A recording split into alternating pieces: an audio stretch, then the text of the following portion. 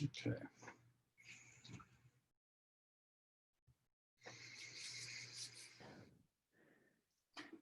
We are live on the YouTube this time. Hello, Chad, on our 5th session. Yep. And we're ready to go. Welcome everybody on Side by Side community and family here. Hello. Oops. There we go. Okay. So yes, so for today, we went over some one-legged stuff last time. Today, I thought I would go over some of our lower stances. Lower stances they're used in forms a lot. They're very they're nice and fancy. They can show off. They're impressive to people, all of that kind of thing. Plus, they have a very, very good fitness component, right? Being able to crouch down very low, getting good hip flexion and ankle mobility. All of this is extremely important. We're going to go into all of that as well. So I'm going to put this down here for right now, and we'll just talk about the lower body here. So one thing, if we go back to our basic stances here, like if we start here in our do-back or our mabu, horse stance, whatever you want to call it, right? This represents athletic ready. Okay, so any sport that you do, when you get down, you're going to get into some kind of portion like this. Like if you're in baseball and you're at bat, you're going to kind of get down like that, right? If you're, in the outfield, you're here. So anytime we sink our weight, we get kind of good flexion here and put a lot of the weight and effort in the back of our legs. This is what we call athletic ready. Okay, this is our basic position that we then move through and can kind of like do explosive stuff out of, right? Now, if you remember, we have our front stance this way, right? And a front stance this way. So both of these kind of come through here. We're going to get into another stance here. Now, we have one that we're doing that is a low stance, so we'll go into that. So that is our kneeling stance.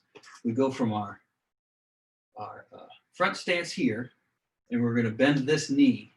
We're not going to touch it to the ground, but then we're going to flex at this hip down like this.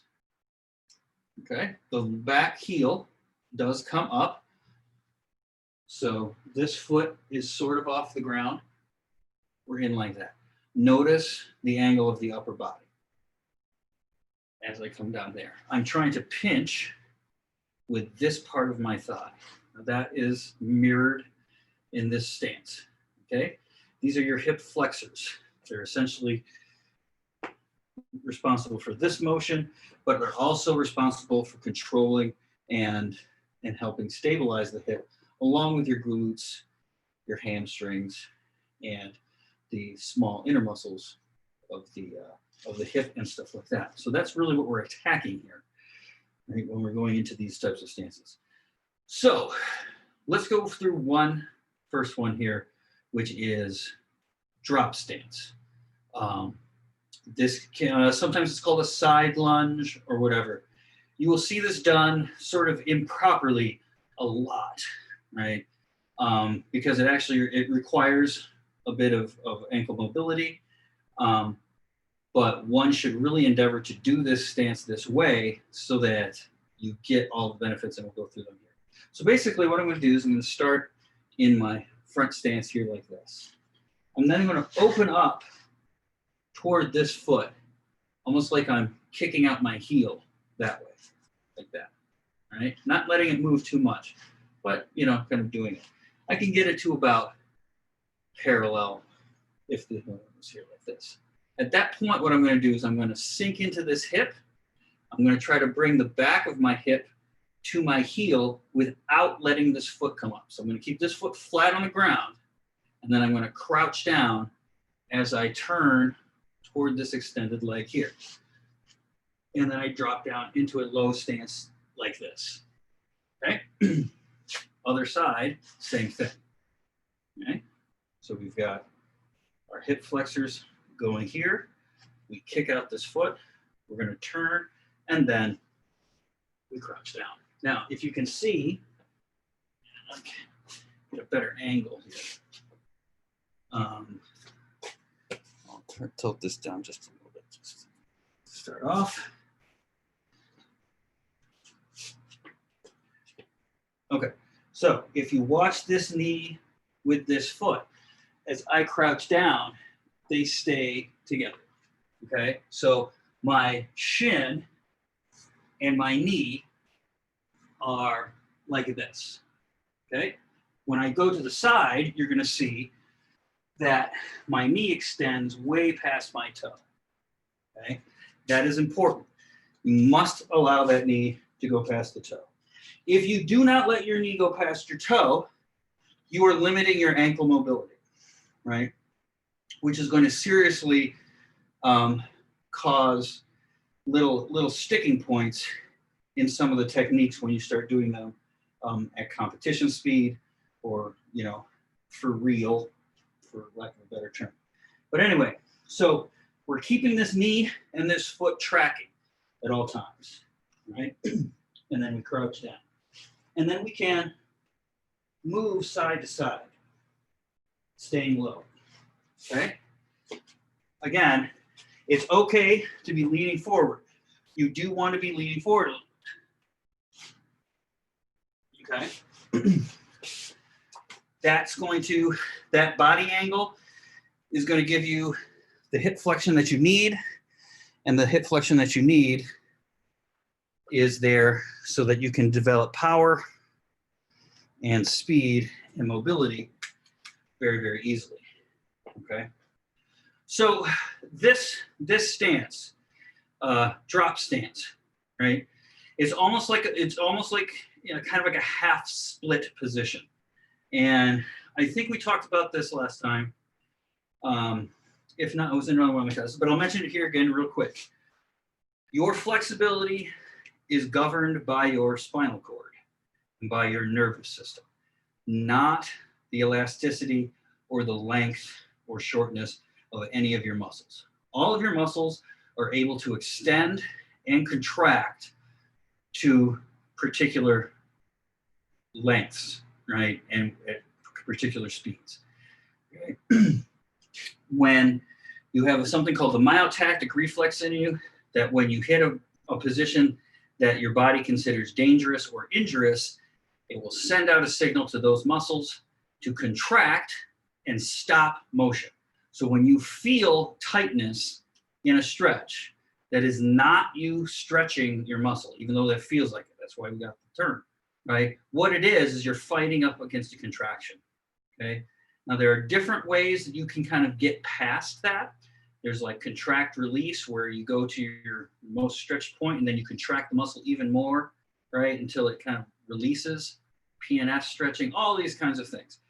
These stances will help in a flexibility kind of state, but they will help in a very specific flexibility range, which is joint mobility.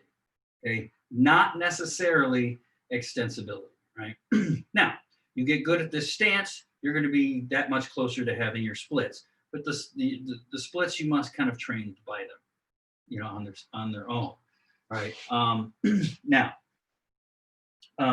so what is the purpose of all of, you know, these extreme things? So let's talk about the ankle mobility here first. Now, a lot of people will say, well, you don't need that much ankle mobility because you're never going to drop down that low in a real match. You're never going to, you know, have to do anything like that. First of all, I would argue that you never know. So there's that. Second of all, you're kind of thinking only about one foot. Where it's really going to come in is in your back foot. As I move forward here like this, my back ankle must flex and must go. So the further it can flex without problem, right, the longer my stride can be. Makes sense, right?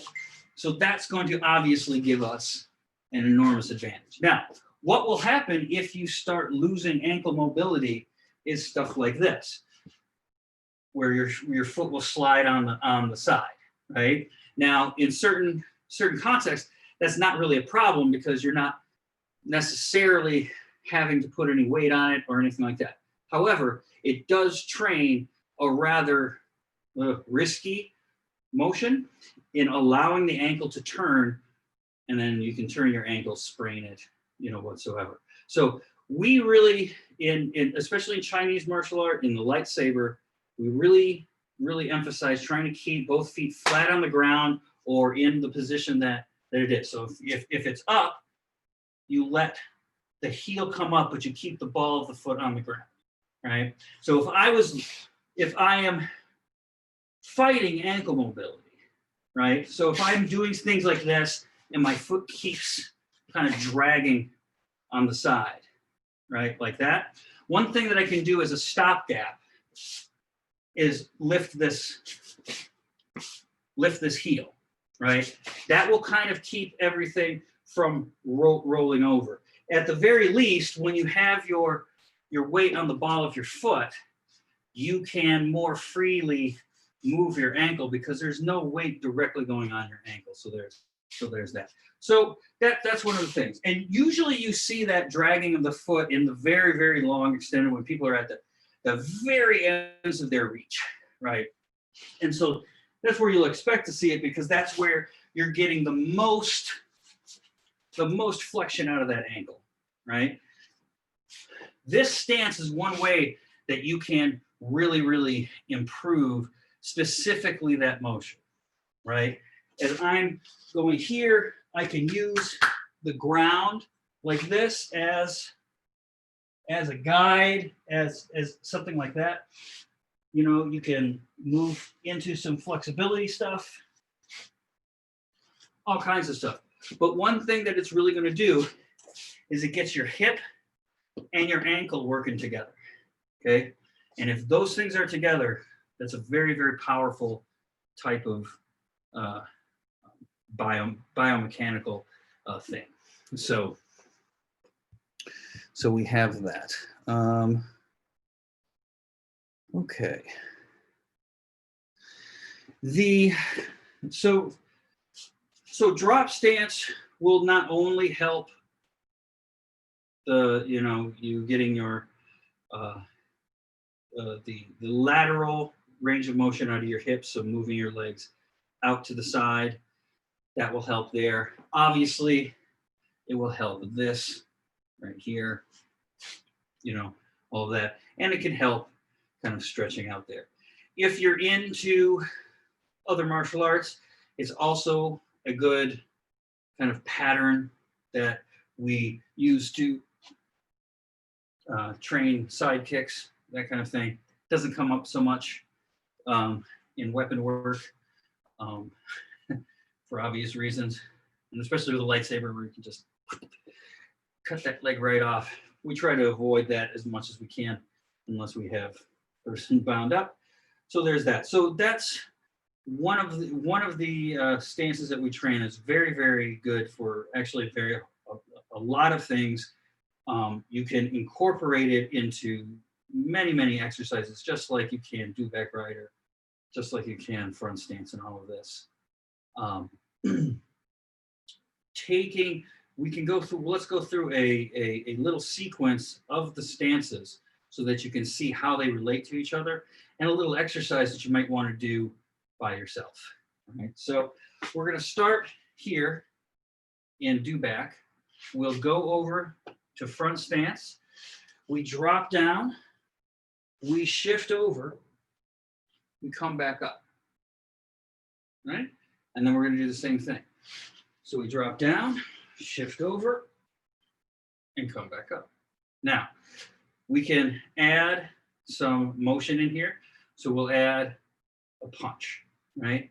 We're just going to sweep across like this, and then we're going to punch across our body like this. So what we'll do, we start here, We go over to here, we drop, we block, and we punch. We open up here. Drop, block, punch. Drop, block, punch. Drop, block, punch. All right, pretty simple. You can do that while watching TV, something like that. That movement pattern is one of the most basic in Chinese martial art. Biomechanically speaking, it is also one of the most basic and efficient ways to train good power as far as punching goes, that kind of thing. Now, that goes to say, these exercises set patterns, right? You always have to train anything you do at the speed at which you will use it, okay? If you're training speed, it is best to train slow for a little bit, right? To make sure that your movements are exact, your patterns are strong, everything is working together, right? As that unity kind of comes together, your body, your coordination, your strength, your flexibility, your range of motion, all of those things start to come together, right? Then you will start being able to do the power much easier because these little movement things are kind of taken care of. A good way of thinking about it is having unbalanced tires, right? If they're unbalanced for just a little bit, you may not notice it in your everyday driving around. But if you take that car on a road trip off to California from New York, then probably somewhere in the Midwest, you're going to start to have problems because now those wheels are going to be kind of doing that because it just kind of adds to it. Now, when that happens in the body puts natural brakes on things, right? So if your body is not coordinated in a particular way, it won't let you move as fast or as powerfully as you may be able to because you're not in the correct position or things aren't moving all right together. Training slow, training stuff like this, which is extended, will build those patterns so that when you move fast, everything will be there. Everything will be smooth. So this is where the adage of slow is smooth and smooth is fast comes from. You always have to train the speed. You must, at some point, you must use what you are training at the speed that you are going to use it at, right? However, that's not actually too hard because most of the time we'll do that when we're sparring, right? Or we're bouting or fighting or whatever, right? We get in there and then we're going to move at the limit of our speed, right?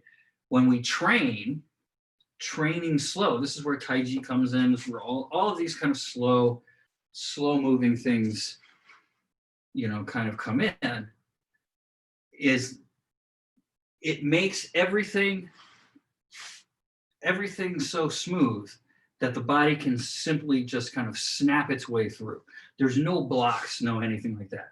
So training a punch here, we train punches like this, right here, right? So that when we're actually fighting here, right, it comes out that fast. It's not,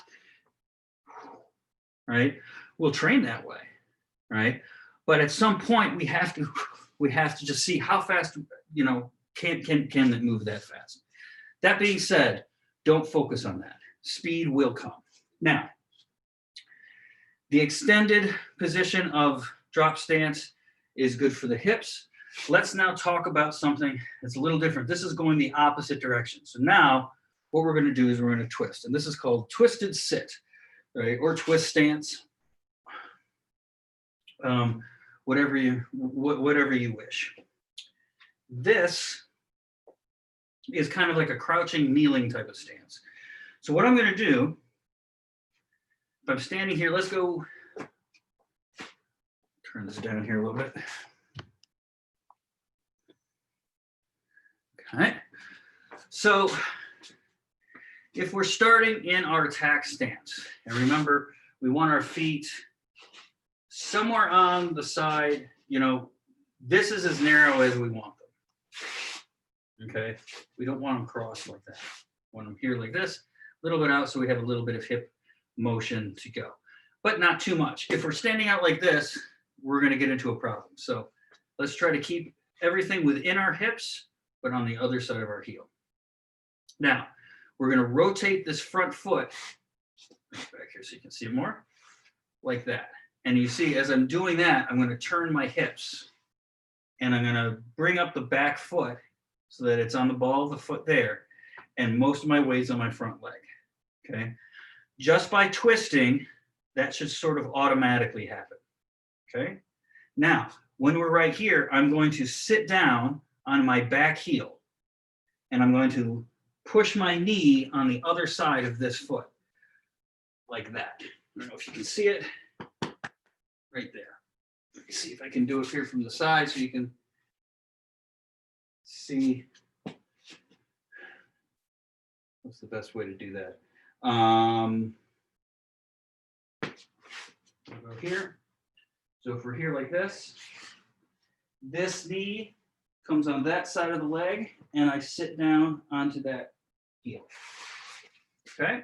Now, you can just get the basic of it by standing shoulder width apart or hip width apart, and then turning on the ball, both of the balls of your feet, you know, as if they're nailed to the ground. So just like that. And then just sitting down. And then coming up, going to the other side. Okay? So that's that stance right there.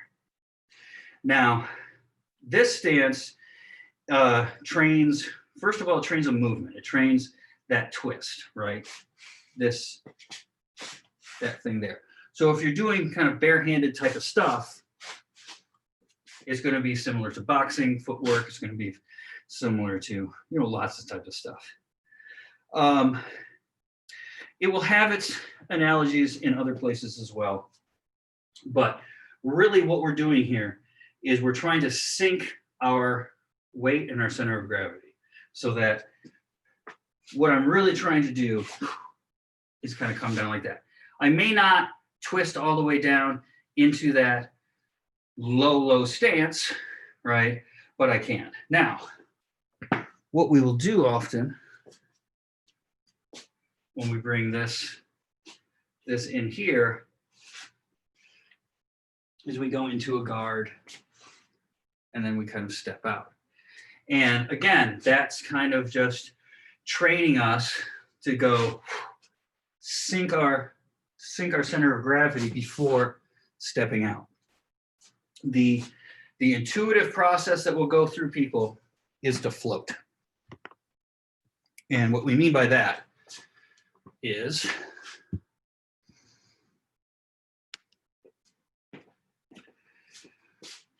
that when you walk, you kind of go up and down, right? So when we're here, we want to start out our movements here by sinking, right? And coming out there. This is a good way to load up, you know, your front foot. If you're going into kind of a lunge, if you kind of go the other way, you can load up your back foot by going just a little bit lower. All kinds of things.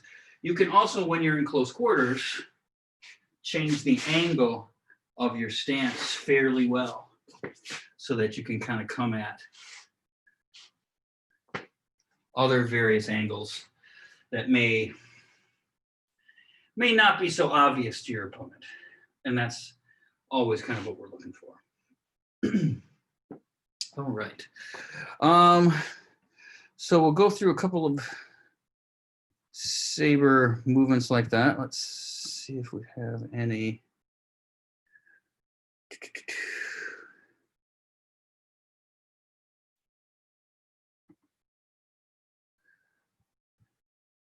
Nothing, no questions as of yet, so we'll just kind of continue going. Okay, so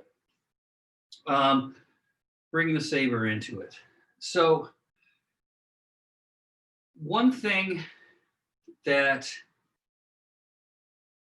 low stances can allow you to do is to really extend arcs, right?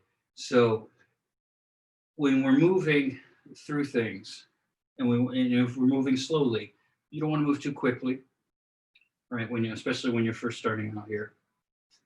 But when we're moving through that, we can make them really large, really beautiful, but also very, very easy to see, very easy to train, and very easy to kind of reproduce. So as I'm here, one of the things, as I said, for drop stance here, dropping down like that, coming up. See, if you do it here from the other side like that, you're bringing it back like this and dropping it down.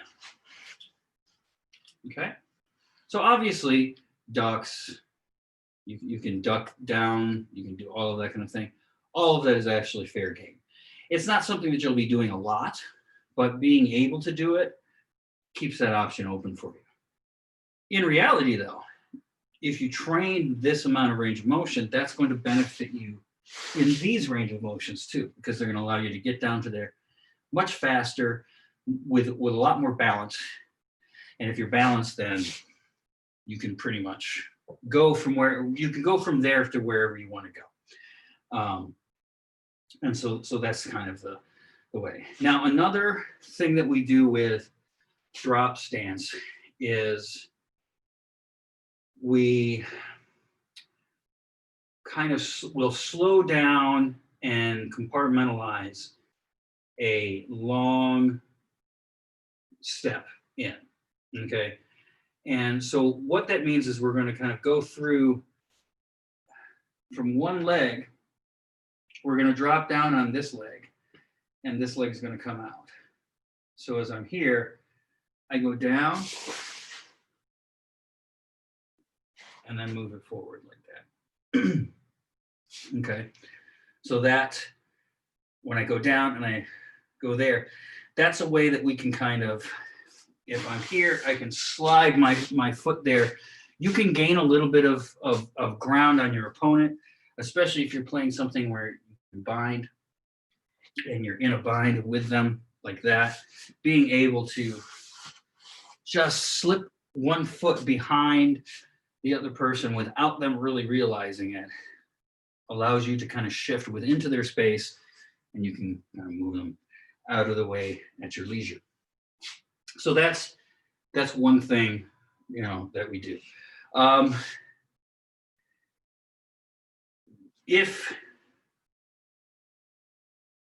Here, why don't we go through a little sequence from an advanced form.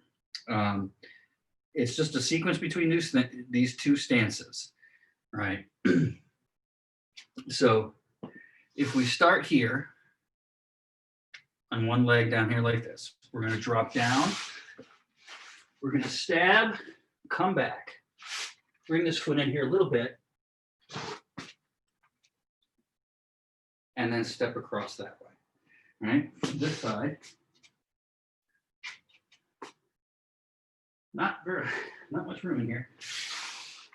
Down, stab, back, around, and then up. So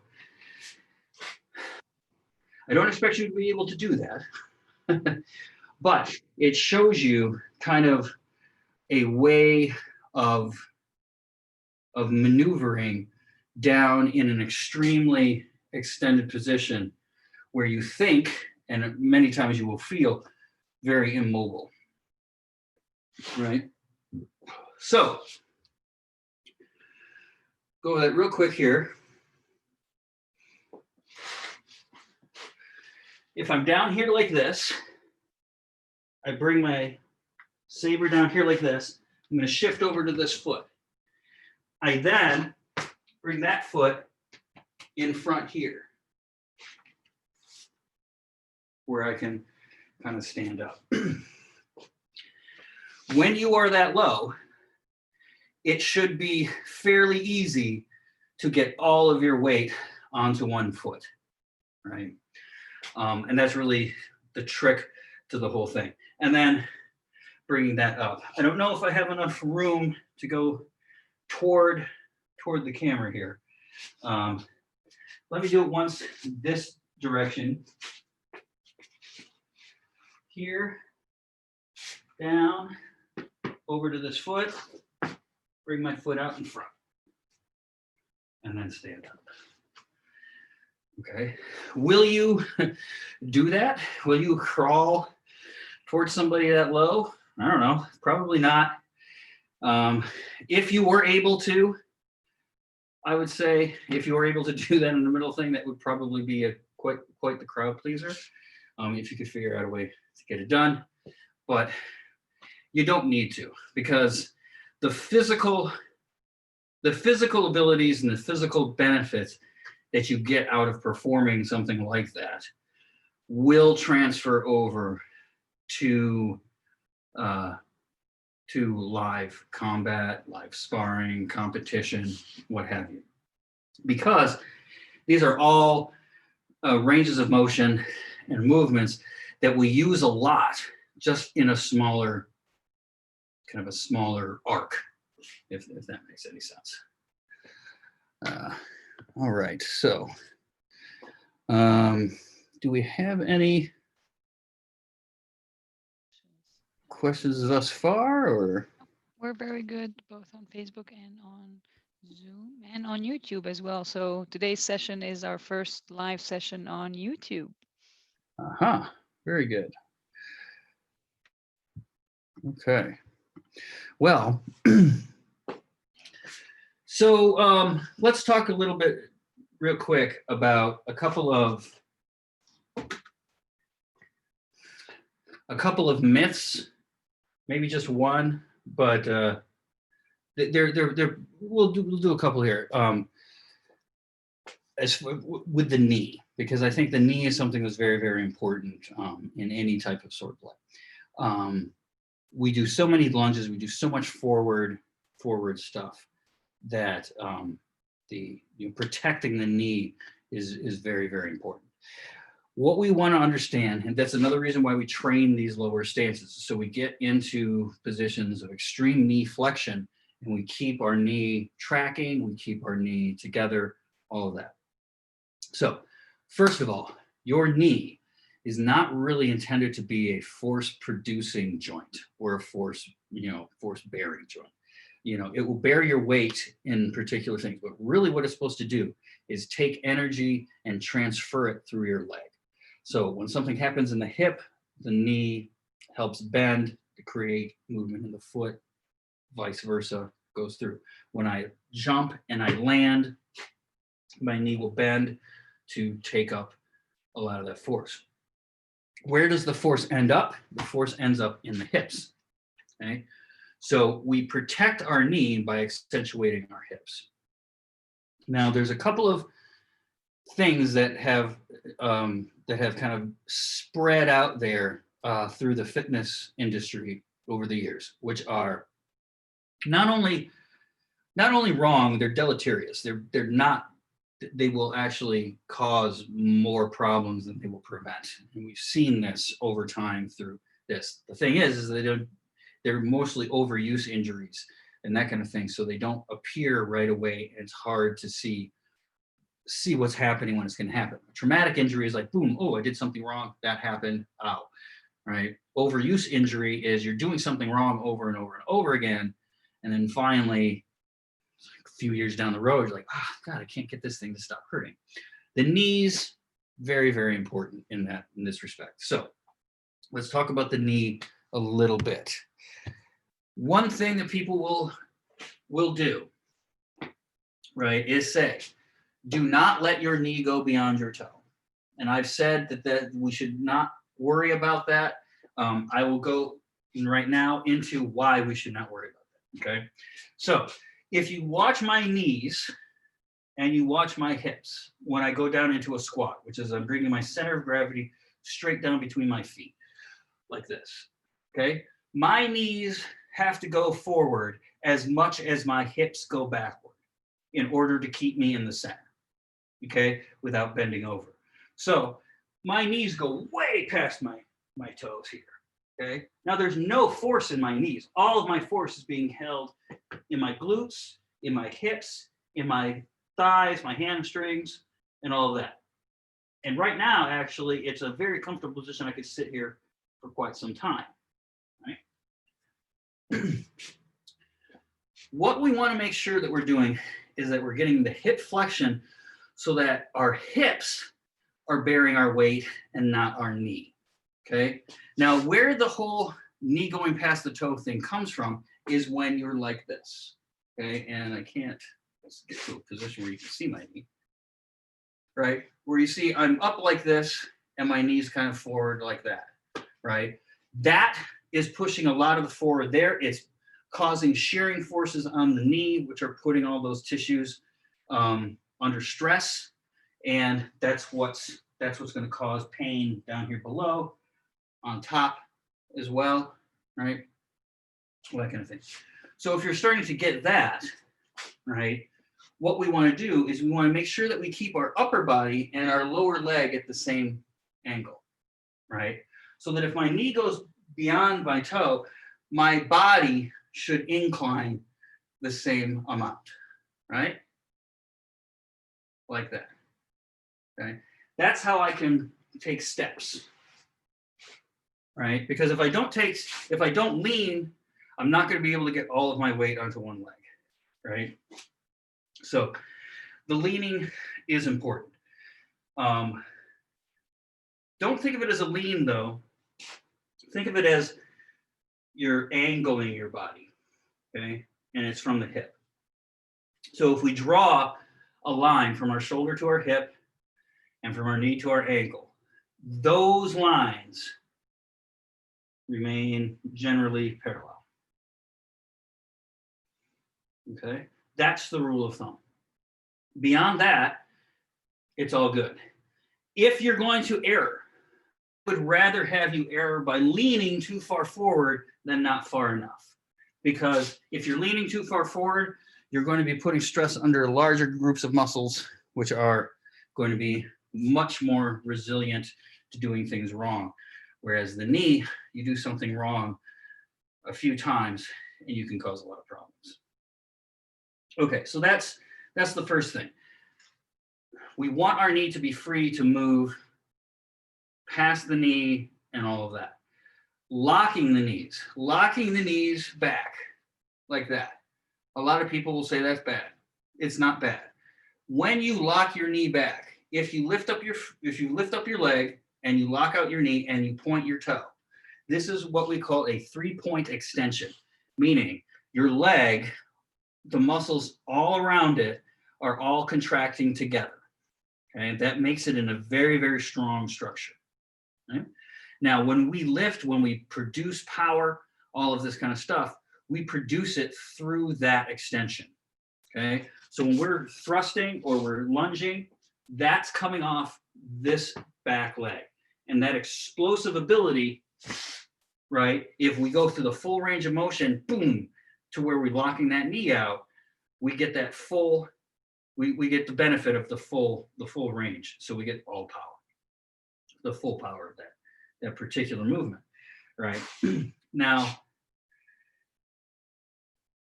if you're standing there with your knee locked before, like ready, we don't want to be here because in order to move, we have to release them first.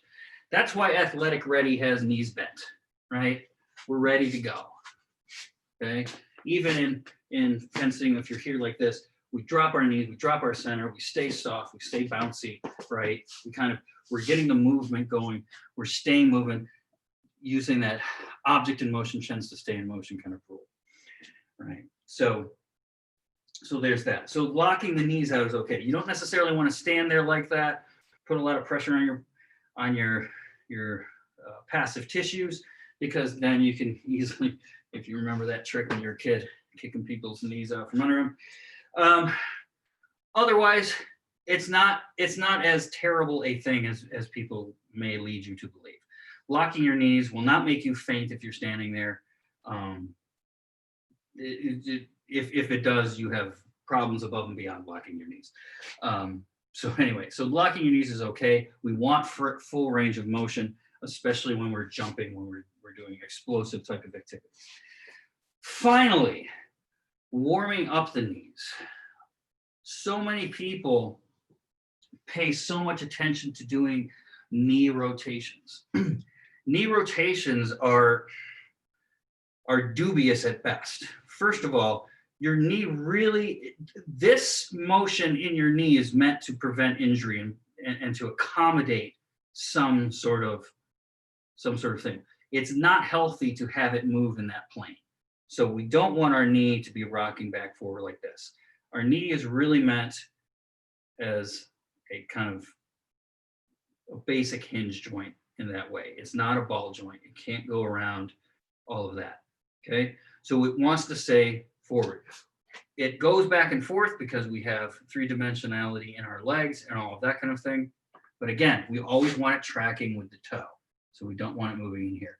Rolling them around like that doesn't really do a whole lot.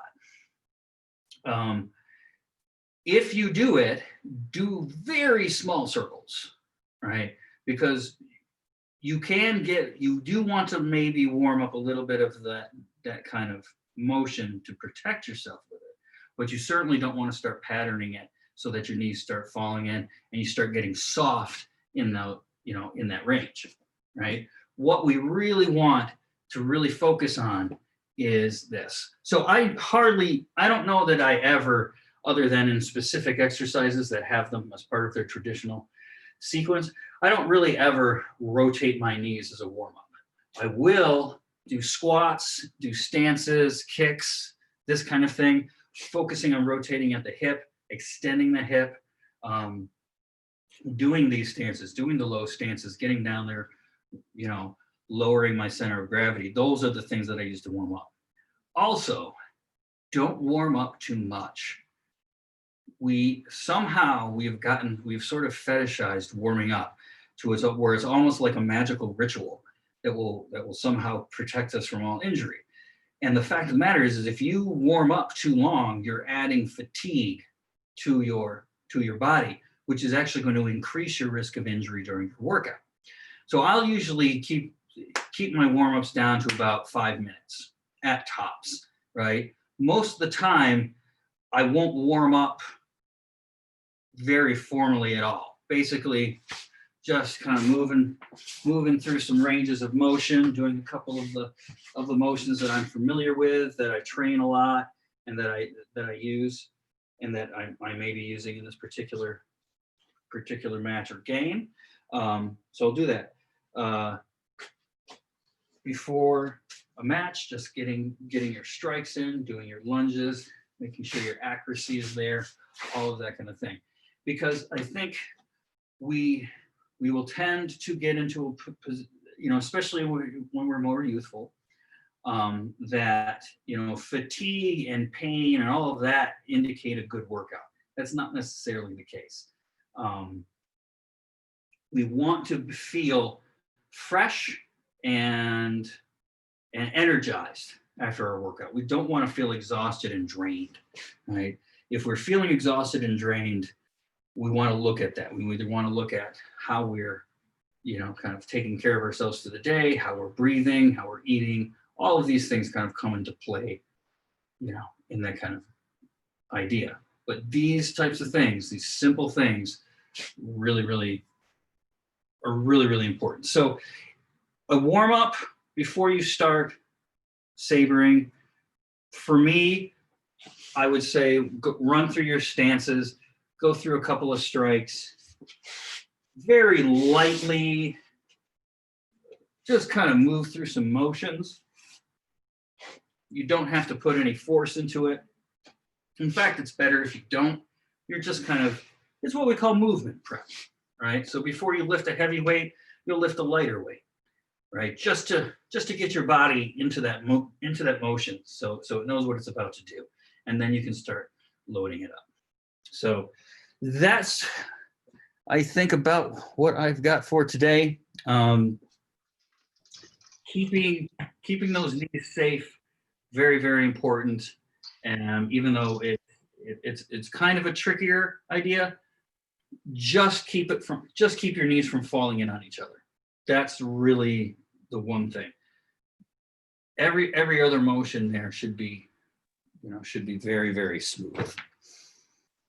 All right. Excellent. Excellent. Thank you, Chad, so much. And thank you, everybody, for watching. And see you next week. All right. See you all later.